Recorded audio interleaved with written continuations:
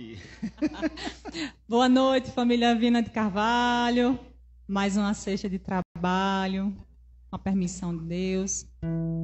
E mais uma sexta de alegria, de compartilhar esses momentos, né, juntos, principalmente em tempos de pandemia.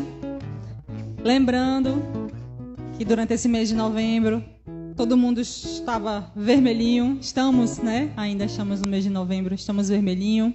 Lembrando da nossa campanha, a campanha da nossa casa, Amigo Doador, que tem o intuito de conscientizar, né, as pessoas a fazer a doação regular de sangue, principalmente agora, em tempos de pandemia, com a doação do plasma, para quem já teve Covid. Então, gente, agora mais do que nunca, quem é doador, a esperança corre em suas veias. Vamos lá?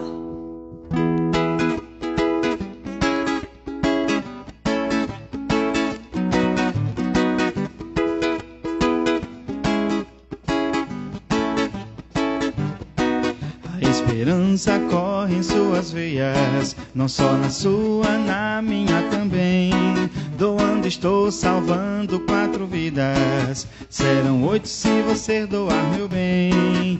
É tão sublime estender o braço para uma doação e ver saindo gotinhas preciosas para o nosso irmão. Sou um doador, doando amor e sangue também. Cada gotinha de caridade faz transbordar o coração de alguém. A esperança corre em suas veias, não só na sua, na minha também. Doando estou salvando 4 vidas, serão 8 se você doar, meu bem. É tão sublime estender o braço para uma doação e ver saindo gotinhas preciosas para o nosso irmão. Sou um doador, doando amor e sangue também. Cada gotinha de caridade faz transbordar o coração de alguém. Sou um doador, doando amor e sangue também. Cada gotinha de caridade faz transbordar o coração de alguém. Cada gotinha de caridade faz transbordar o coração de alguém. Tem alguém nesse momento esperando sangue para fazer cirurgia. Tem alguém nesse momento esperando plasma para se curar do Covid. Então, essa campanha é mais do que nunca, né? Agora é importante. Agora, vamos fechar os nossos olhos, que já já nosso amigo Luciano vai tomar conta. Ele vai trazer um tema muito interessante chamado Jesus, o que permitimos que ele traga à nossa casa.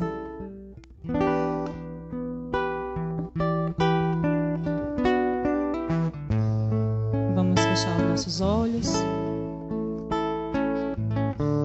levar nosso pensamento ao alto e pedir que a espiritualidade amiga nos conduza, nos faça compreender e principalmente praticar a palavra do Cristo e todos os ensinamentos que iremos aprender hoje.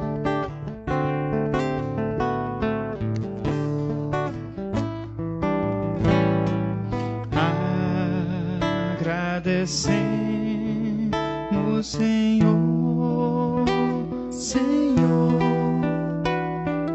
estes momentos de paz, de paz. Nós te sentimos aqui, aqui, em vibrações fraternais, fraternais, na estrada da vida, conduz-nos ao bem.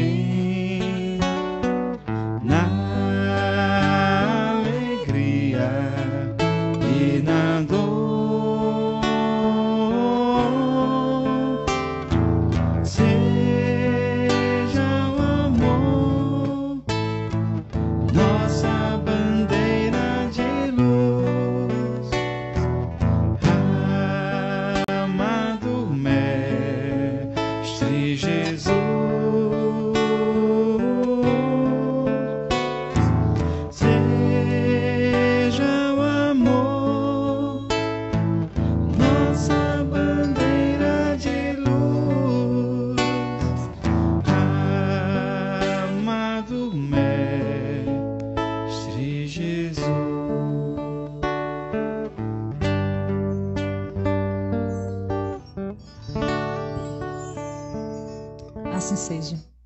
Vamos lá, Luciano.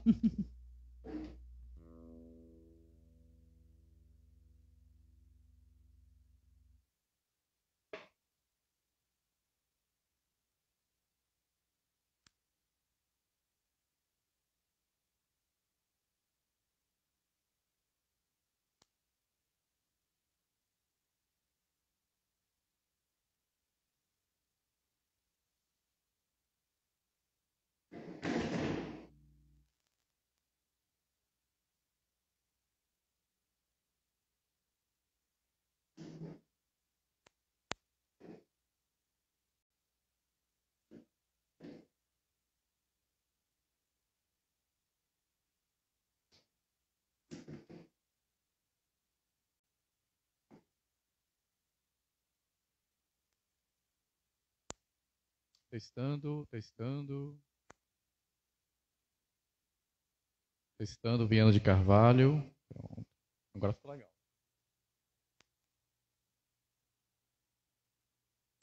Testando.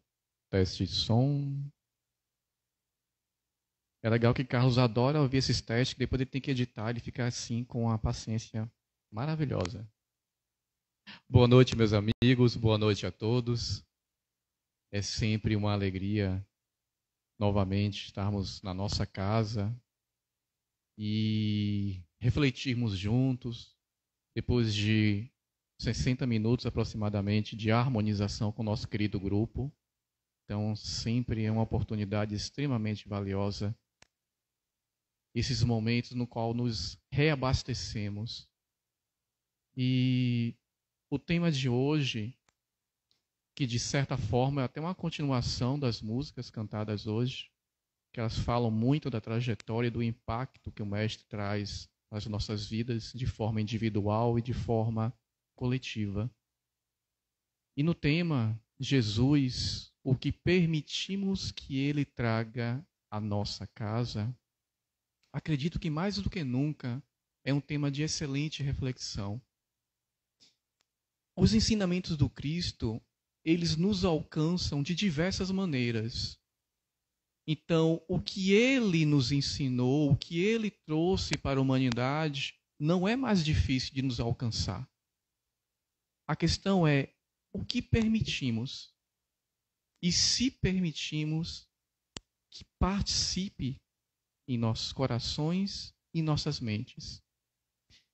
No decorrer da nossa reflexão desta noite, nós vamos falar sobre também, como pano de fundo, das 12 casas visitadas por Jesus. E nós vamos traçar algumas reflexões importantes. E, inevitavelmente, nós precisamos ligar a segunda revelação à terceira. E quando nós pensamos no Espiritismo, qual seria uma das maiores contribuições do Espiritismo para com a humanidade? Dentro de uma reflexão pessoal, eu diria que é libertar mentes e corações.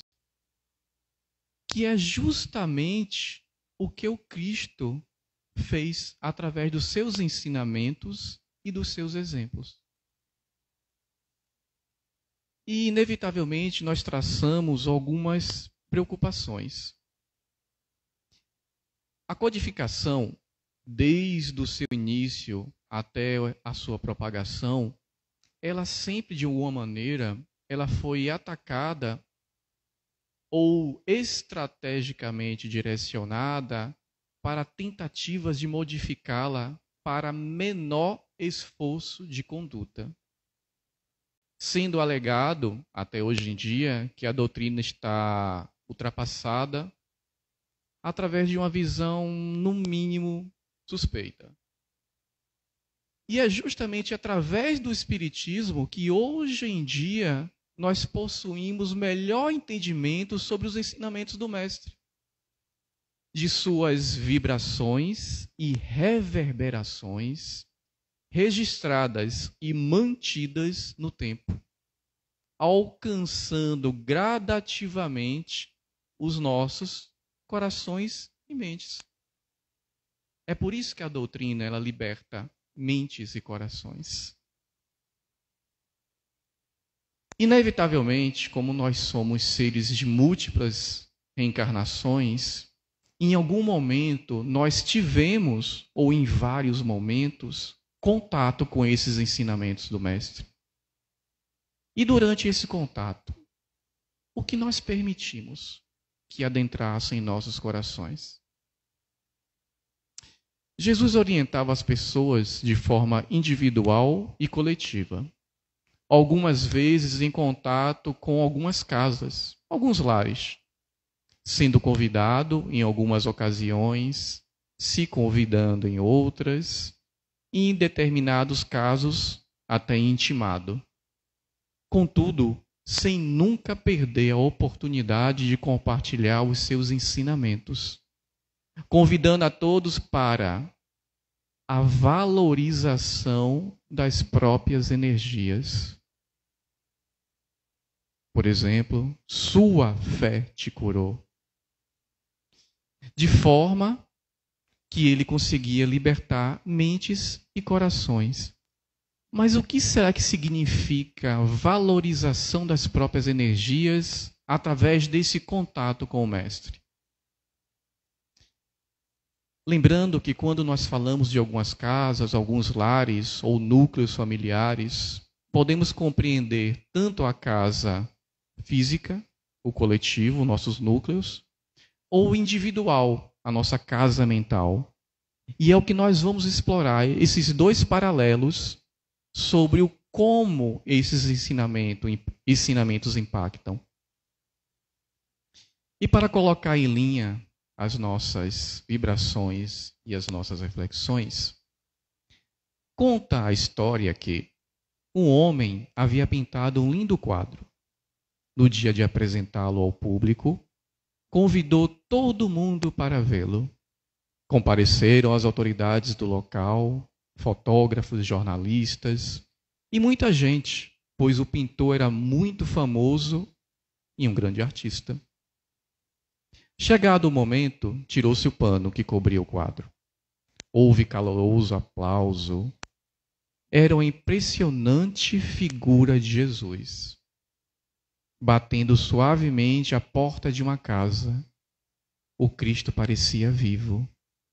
Com o ouvido junto à porta, ele parecia querer ouvir se lá dentro alguém respondia. Houve discursos e elogios dos que visualizavam a pintura. Todos admiraram aquela obra de arte. Porém, um observador mais curioso achou uma pequena falha no quadro. A porta tinha sido pintada, mas o pintor havia esquecido de colocar uma simples fechadura. E foi perguntar ao artista: mas a sua porta não tem fechadura. Como se fará para abri-la? É assim mesmo, respondeu o pintor. Esta representa a porta do coração humano. Ela só se abre do lado de dentro. Quando nós mencionamos esses condicionamentos do Mestre, essa valorização das próprias energias, nós vamos recorrer à nossa codificação, seguido por livros de André Luiz como Evolução em Dois Mundos e Mecanismos da Mediunidade. Quando nós recorremos à nossa codificação, que por sinal é um tema abordado por um dos roteiros do ESD, nós sabemos que nós começamos a nossa existência como princípio inteligente, passando, experienciando pelos reinos inferiores. Então, nós sabemos que nós iniciamos a nossa jornada como princípio inteligente no reino mineral, passamos pelo reino vegetal, do reino vegetal nós adentramos no reino animal e, por fim, o reino hominal. Quando nós estudamos Evolução em Dois Mundos, nós entendemos que cada uma dessas passagens existe uma finalidade específica.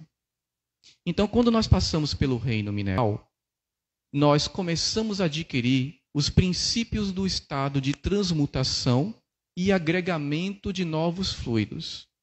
Nós vamos começando a nos preparar para mudanças de grande valia. Quando nós passamos para o reino vegetal, nós já começamos a desenvolver o nosso sistema circulatório, sistema reprodutor, sistema nervoso e o sistema respiratório, já no reino vegetal. Quando nós adentramos no reino animal, nós continuamos a desenvolver esses sistemas e vamos acrescentar individualidade, comunicação. Nós vamos começar a desenvolver os nossos centros de forças, que criam a conexão do nosso perispírito com o corpo físico. Consequentemente, nós começamos a desenvolver a nossa glândula pineal e nós temos a totalidade já de espíritos. Espíritos com E minúsculo. Então, o espírito que começou o seu desenvolvimento, mas já no estado de espíritos. Quando nós passamos para o reino hominal, nós concluímos a evolução e a criação desses sistemas que são essenciais para a vida humana e nós passamos a adquirir o quê? Nos tornamos espíritos, com E maiúsculo, ou seja, o espírito na sua totalidade evolutiva. Nós adquirimos não só mais a individualidade, mas também o livre-arbítrio, gradativamente, no estado primitivo, e nós passamos o gerenciamento das nossas células. Então, nós passamos dessa forma a criar um condicionamento. E esse condicionamento é que permite que a mente espiritual consiga fazer funcionar adequadamente o nosso perispírito e, consequentemente, o nosso corpo orgânico. Nós ainda não entendemos na totalidade como a máquina perfeita do corpo perispiritual funciona e, consequentemente, o nosso corpo orgânico. Então, quando a doença se estabelece, significa que esse condicionamento ele foi comprometido. E essa saúde é restabelecida quando esse condicionamento encontra o seu equilíbrio e volta a funcionar adequadamente. Então, quando nós falamos que Jesus ele conseguia estimular a valorização das próprias forças, nós estamos nos referindo ao equilíbrio desse condicionamento. E dessa forma, ele estimulava que, além daquela carga fluídica que ele fazia através das suas curas, ou seja, das suas atividades mediúnicas, ele conseguia restabelecer o equilíbrio dos centros de força e, através dessa valorização das próprias energias, como sua fé te curou, estabeleceu o condicionamento adequado, atingindo o seu equilíbrio. E assim ele restabelecia a saúde de vários. E justamente nós sabemos também que algumas das pessoas que foram curadas por Jesus voltaram a adoecer. Significa que, pela sua conduta moral equivocada, desarmonizaram novamente este condicionamento e retornaram ao estado de enfermos. E aí nós começamos a entender o que significa a autocura que Jesus sempre motivou a humanidade. E nós conseguimos entender melhor como funciona essa autocura através das obras de Joana de Ângeles.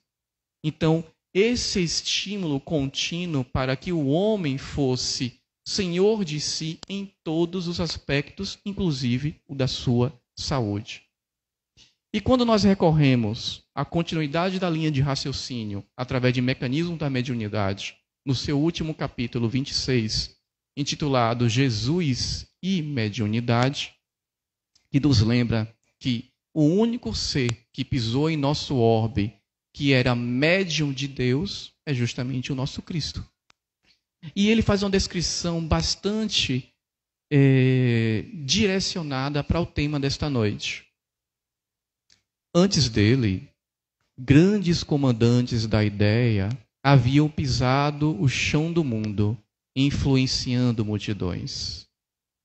Guerreiros e políticos, filósofos e profetas alinhavam-se na memória popular, recordados como disciplinadores e heróis. Mas todos desfilaram com exércitos e fórmulas, enunciados e avisos em que se misturam retidão e parcialidade, sombra e luz. Ele chega sem qualquer prestígio de autoridade humana, mas com a sua magnitude moral imprime novos rumos à vida, por dirigir-se acima de tudo ao Espírito, em todos os climas da terra. Então, mais uma vez, com o contato que já tivemos até hoje com os ensinamentos do Cristo, o que nós permitimos dele que entrasse em nossos corações? Nós sabemos que precisamos da reflexão dos seus ensinamentos, do estudo do que ele significa em si e da amplitude que pode se chegar com esse conhecimento, e a ação. Transformar esse conhecimento e essas reflexões em atitude. E através, sim, da ação, ocorrer a transformação, a ascensão espiritual que tanto buscamos. A tão famosa reforma íntima. Em uma das colocações de um dos grupos mediúnicos que nós participamos, a colocação de um irmão foi bastante interessante. Nós estamos nos aproximando da nova vibração planetária no estado de regeneração. E percebemos que a atitude de grande parte das pessoas é que elas aguardam uma pílula mágica que ela possa engolir e participar do mundo de regeneração. E nós sabemos que não é assim que funciona. Só com a transformação. E através da ação contínua dos ensinamentos do Cristo no nosso cotidiano, vencendo a nós mesmos nessa luta diária. Então, o que deixamos que entre em nossos corações? Quando começamos a visitar as casas, na primeira casa, nas bozas de Caná, nós temos o milagre do vinho, que todos nós já conhecemos essa passagem. Então, nós estamos falando de transmutação da água para o vinho. Um efeito de mediunidade, de efeito físico.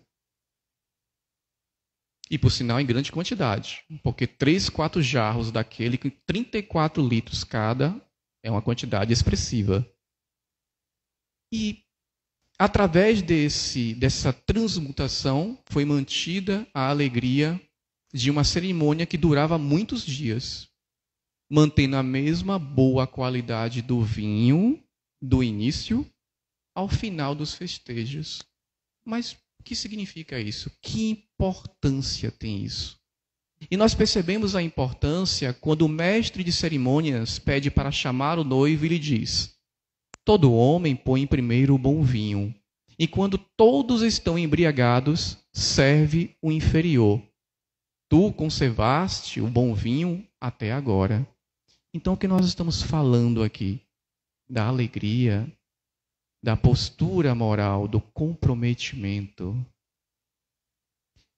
Na segunda casa, na casa de Pedro, nós sabemos que Jesus cura a sogra de Pedro, que estava enferma, febril, através da imposição das mãos. Nessa mesma casa, em frente a ela, ao pôr do sol, junta-se grande multidão de doentes e obsedados, e todos são curados pelo Mestre. Então nós estamos falando de cura. A cura do corpo e a cura do espírito. Na terceira casa, na casa de Cafarnaum, uma casa que está cheia de uma grande turba seguindo o mestre para ouvir os seus ensinamentos. E nessa turba se encontram também escribas e fariseus. Trazem um paralítico para que o mestre o cure. Contudo, como a casa estava muito cheia, eles não conseguem chegar ao mestre. E descem o paralítico pelo telhado. E descem bem em frente ao mestre. O mestre, diante dele, lhe diz que seus pecados estão perdoados. Então os escribas e fariseus começaram a pensar: quem pode perdoar pecados senão o Deus único? Jesus, captando aqueles pensamentos, aquelas vibrações que emanavam daqueles corações, se vira para eles e diz: por que razoais em vossos corações? E aí ele se vira para o paralítico e diz: ergue-te, toma teu catre e vai à tua casa.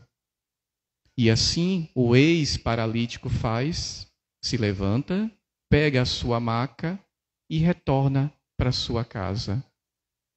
O que nós temos nessa passagem? Primeiro, Jesus não o curou, perdoou os seus pecados. E depois ele efetuou a cura. Nós estamos falando de quê? Perdão dos pecados, recomeço, nova oportunidade de trajetória, através dos ensinamentos do Mestre e da cura. Então, voltando para o início da nossa reflexão, nós estamos falando de quê? Valorização das próprias energias e ajustamento dos princípios mentais na direção da própria cura. E a gente começa a perceber essa estratégia de autocura que o mestre trazia. Na casa de Levi, quarta casa. Levi, nós conhecemos, Mateus, publicano, cobrador de impostos. Ao contato com o mestre, ele atende o seu pedido e o segue. Levi, nesse mesmo dia, prepara um grande jantar para receber o mestre, recebendo não só ele, mas os discípulos, fariseus e escribas. Estes últimos criticam, junto aos apóstolos, a conduta do mestre por frequentar a casa de um pecador. E o mestre, mais uma vez, entendendo o que se passava naquelas mentes, lhe diz: não vim chamar justos, mas pecadores, para o arrependimento, para a mudança de vida. Nós estamos falando de perdão, novamente, norteamento de caminho e, inevitavelmente, a mesma postura do mestre, valorização das próprias energias e ajustamento dos princípios mentais na direção da própria cura interior. Na casa de Simão, o fariseu, este que convidou o mestre, ao recebê-lo não o saudou, como de costume, shalom, não o beijou o rosto, não lavou os seus pés e não o ungiu, conforme costumes hospitaleiros daquela época. No decorrer da refeição, entra à casa Maria de Magdala, uma pecadora, que banha os seus pés, os pés do mestre, com suas lágrimas, enxuga com os seus cabelos. Toma também um frasco de óleo perfumado, beija os pés do mestre e o unge com sua essência aromática. Nesse momento, Simão pensa: se ele fosse realmente o Messias, ele não deixaria essa mulher tocá-lo, uma pecadora. Novamente, Jesus, percebendo o que se passava naquele coração, se vira para Maria de Magdala e diz: tua fé te tornou salva. Vai em paz. nós estamos falando de quê? Devoção ao Cristo. E novamente o mesmo conceito, valorização das próprias energias e ajustamento dos princípios mentais na direção da própria cura interior. Passamos para a sexta casa, a casa de Jairo. Jairo, com sua filha de 12 anos, muito adoentada, sabendo que o mestre se encontrava próximo, vai até o mestre, pedindo auxílio. Contudo, naquele dia, o mestre curava grande quantidade de enfermos. Em determinado momento, Jairo é informado que sua filha falecera. Neste momento, Jairo pensa: se o mestre tivesse ido logo comigo em casa, a minha filha ainda estaria viva. O mestre, percebendo o que se passava naquela mente, lhe diz: não temas, apenas crê e ela será salva. E eles se dirigem para a casa de Jairo. Ao chegar, ele permite apenas a companhia de Pedro, João, Tiago, o pai e a mãe da menina que se encontrava em prantos. O mestre se vira para ela e diz: não choreis, pois ela não morreu, mas dorme. Ninguém acreditou no mestre. Todos que se encontravam lá duvidaram. E ele se vira para a menina e diz: menina, levanta-te. E assim ela o fez.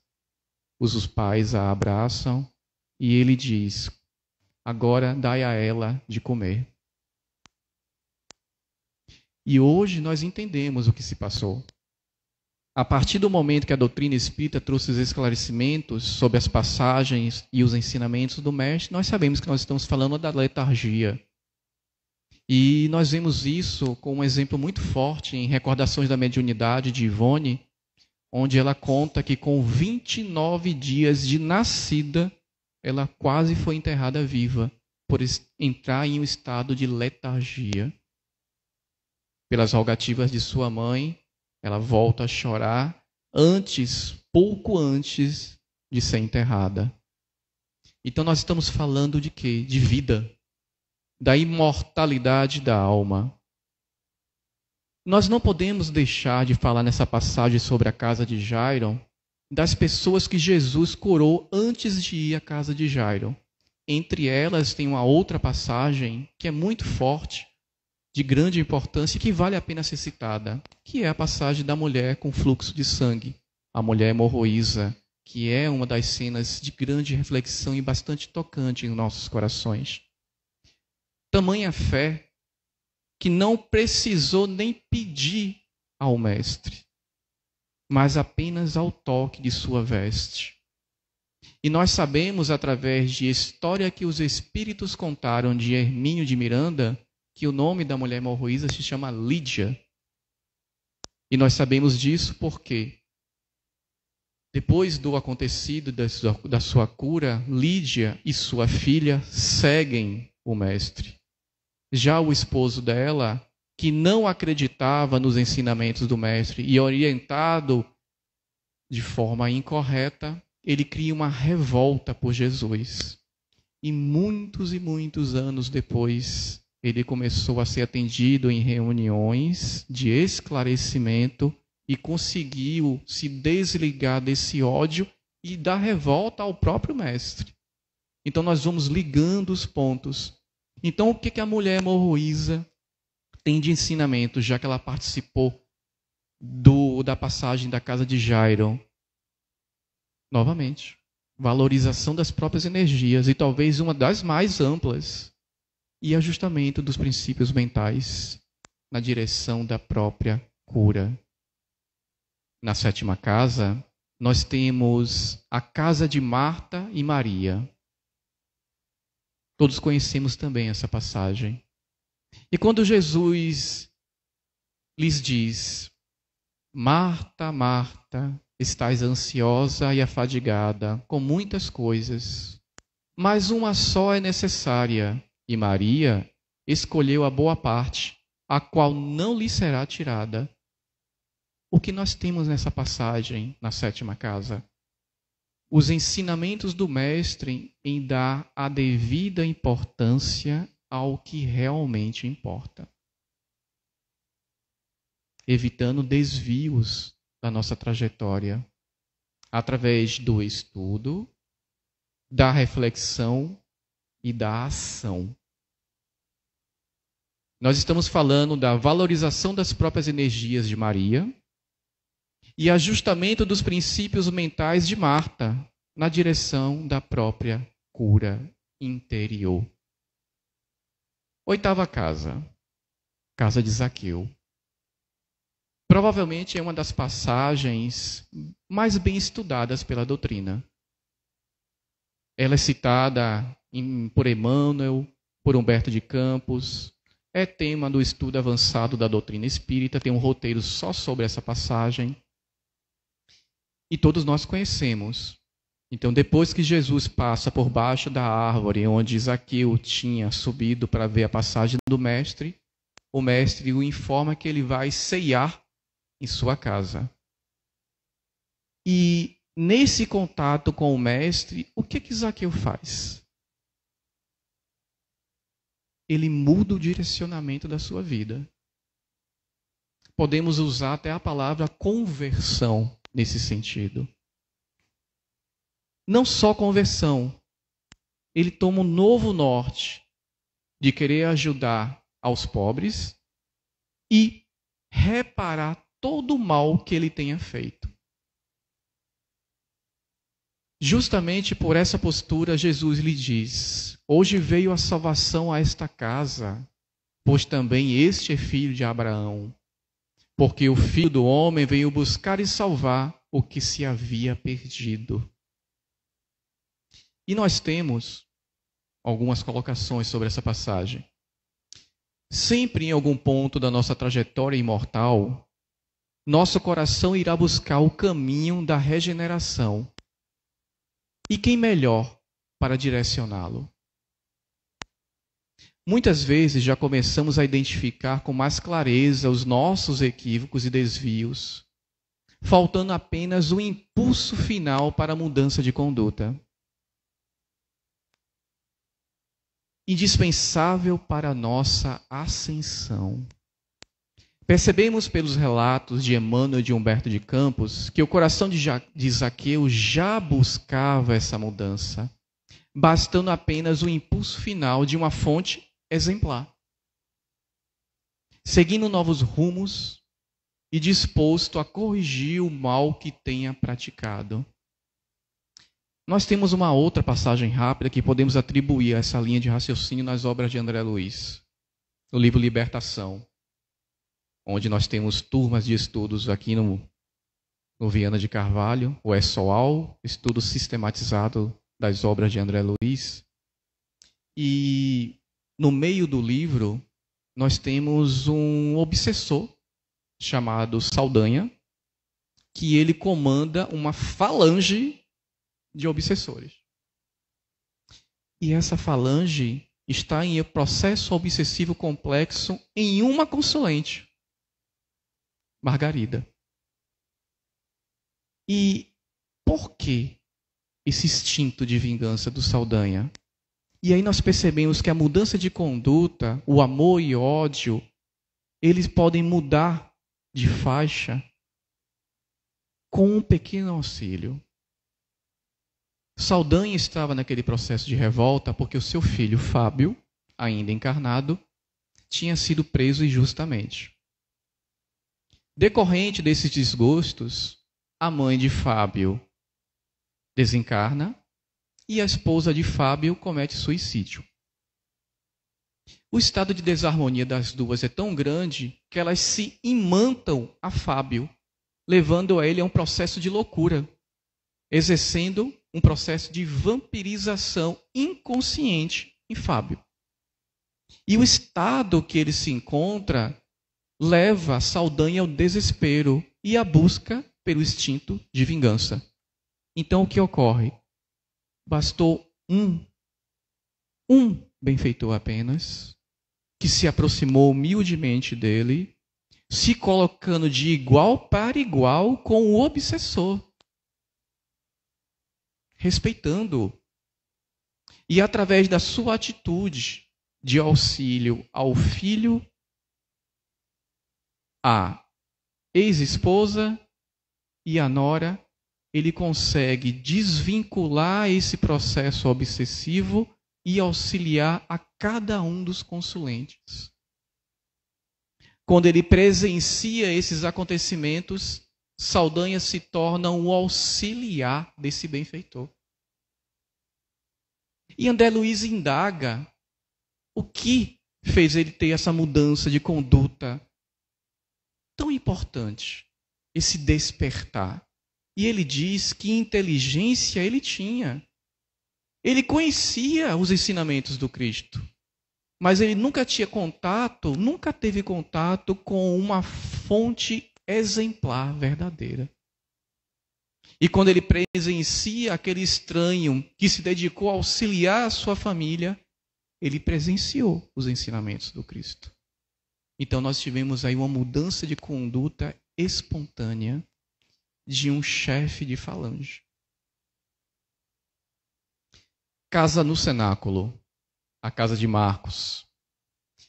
Chegou o dia da festa dos pães ázimos, no qual era necessário sacrificar a Páscoa, sacrificar o cordeiro pascal, sacrificado no primeiro dia das comemorações, como de costume.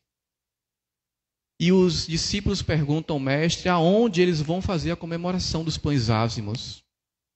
E o mestre os orienta. Entra na cidade e segue um homem que carrega um cântaro de água. Seguiu até em casa. Chegando lá, lhe diz: o mestre te diz: onde está o quarto de hóspedes que hei de comer a Páscoa com os meus discípulos? Dito isso, o homem disponibiliza o aposento para que seja recebido o mestre e os seus discípulos.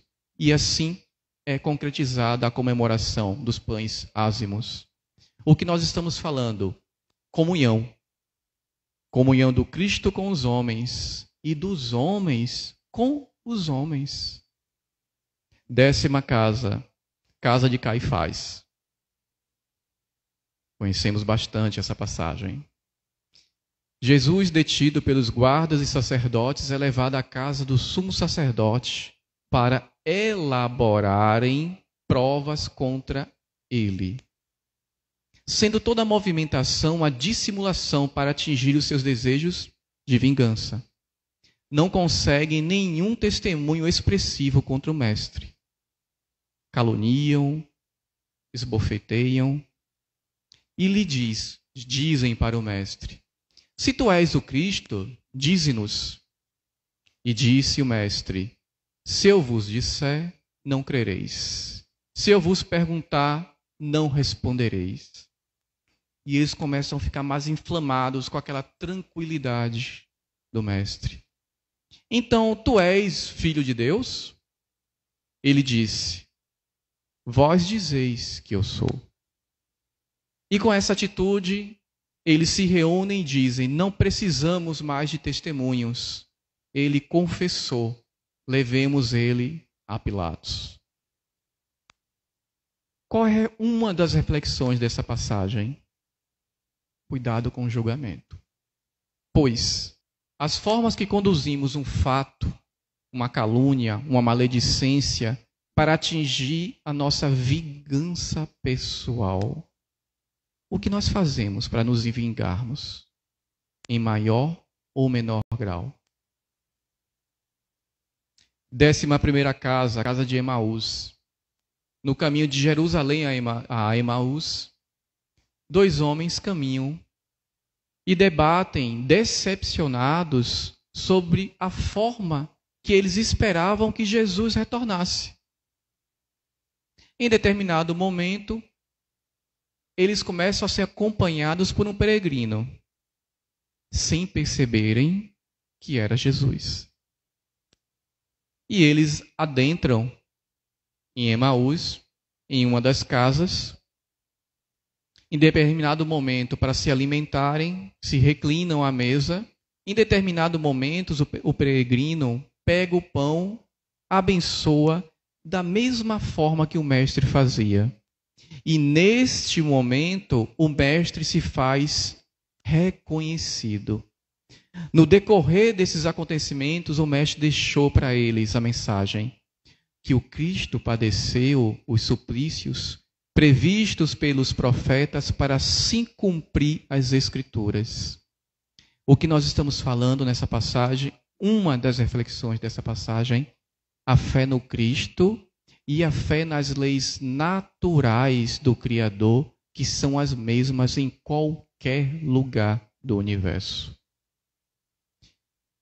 12ª casa.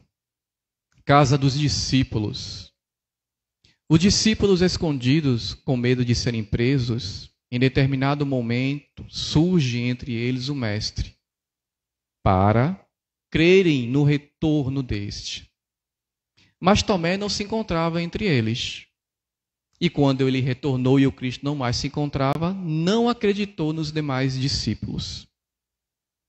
8 dias depois, Jesus reaparece para todos na mesma casa e pede para Tomé tocar as suas feridas e colocar a mão na sua pleura.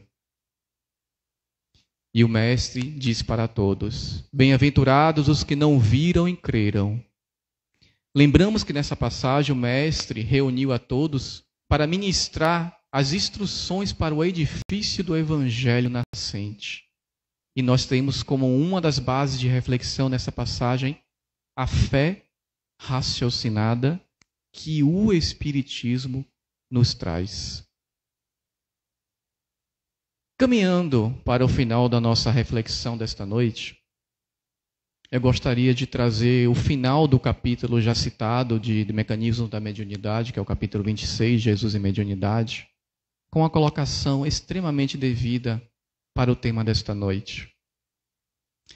O Evangelho, assim, não é o livro de um povo apenas, mas o código de princípios morais do universo, adaptável a todas as pátrias, a todas as comunidades, a todas as raças e a todas as criaturas, porque representa, acima de tudo, a carta de conduta para a ascensão da consciência à imortalidade, na revelação da qual nosso Senhor Jesus Cristo empregou a mediunidade sublime como agente de luz eterna, exaltando a vida e aniquilando a morte, abolindo o mal e glorificando o bem, a fim de que as leis humanas se purifiquem e se engrandeçam, se santifiquem e se elevem para a integração com as leis de Deus. Então, a reflexão dessa noite,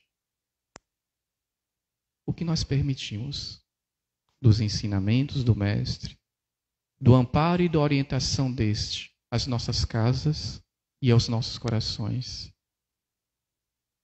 E se já permitimos esses ensinamentos em nossos núcleos, em nossos corações, o que falta para a transformação? O que falta para transformar estes conhecimentos em ação e alcançar o objetivo que tanto almejamos e que inevitavelmente vamos alcançar? Mas por que não iniciar agora? Então eu agradeço a todos a participação e eu rogo apenas para a lembrança dos nossos irmãos que atualmente partiram ou passaram pela situação do Covid. Nesta aproximação desta segunda onda, mais do que nunca precisamos abrir as portas dos nossos corações e dos nossos lares para o equilíbrio que tanto buscamos, para o auxílio das nossas pessoas queridas, tantos retornos à pátria espiritual, tantas pessoas queridas ainda sequeladas pelo Covid. E nesse momento, em especial, eu gostaria de deixar registrado carinhosamente o que já foi dito nos nossos grupos internos do Viana de Carvalho. Eva, Júnior e família, que as bênçãos do Mestre, do nosso querido Mestre, estejam envolvendo os seus corações. Corações que estão à frente da nossa casa querida, corações que estão embaixo do sol, da chuva, do dia ou da noite, doando o que vocês têm de melhor para conosco. E acredito que seja a vibração de todos, do retorno, do restabelecimento, do condicionamento reequilibrado de vocês para a continuidade da jornada. Então eu agradeço a todos a oportunidade, que as vibrações do nosso querido Mestre estejam sempre conosco, hoje, amanhã e sempre. E agora eu passo a palavra para o nosso grupo musical, mantendo a nossa harmonização e depois caminhando para a nossa oração de encerramento dessa noite. Obrigado a todos.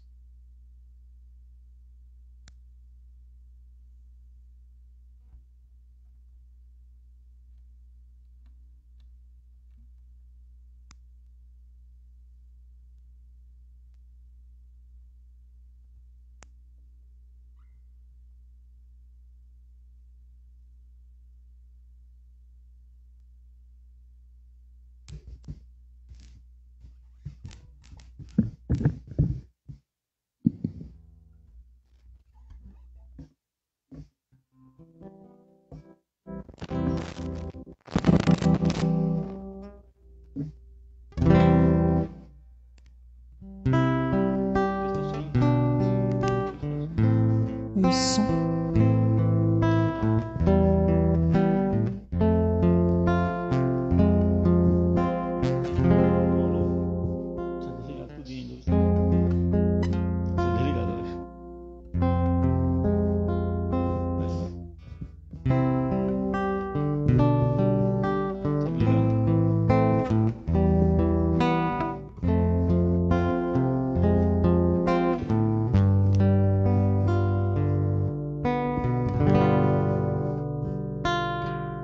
Jesus, no silêncio da prece, teus irmãos a ti pedem paz, para aliviar um pouco as aflições.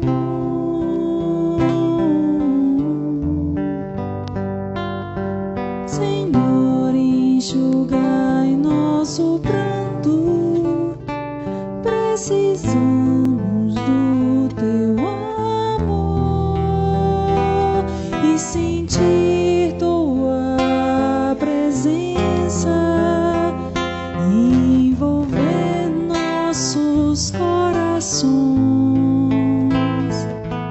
Por isso vem, Jesus.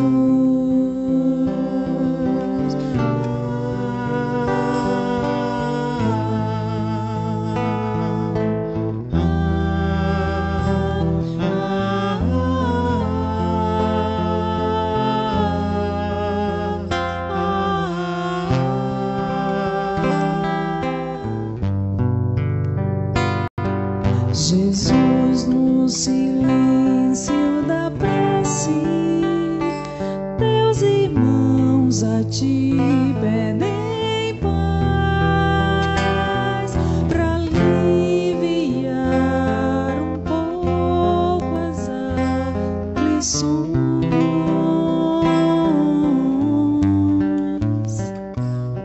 Senhor, enxugai nosso pranto, precisamos do teu amor e sentir tua presença envolver nossos corações.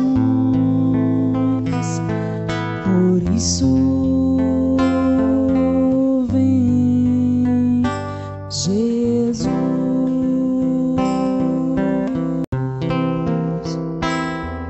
Ir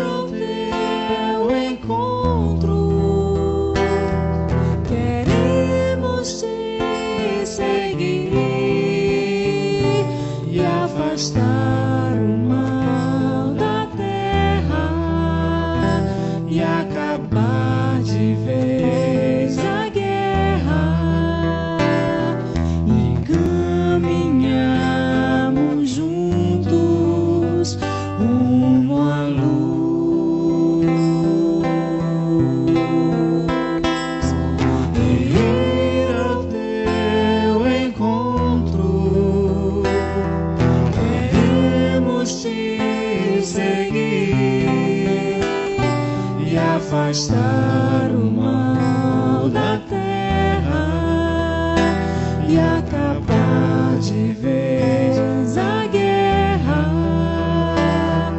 e caminharmos juntos rumo à luz.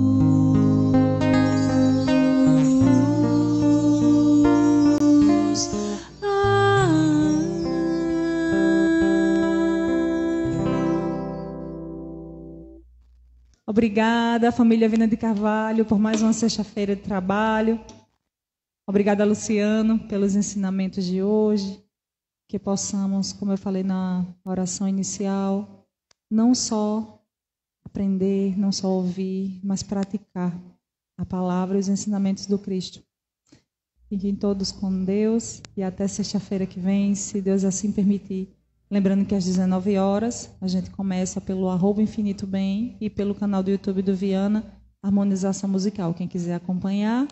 E às 20 horas, sempre fazendo a abertura da palestra online, por enquanto. Assim seja, obrigada a todos, boa noite, até sexta-feira que vem, se Deus assim permitir.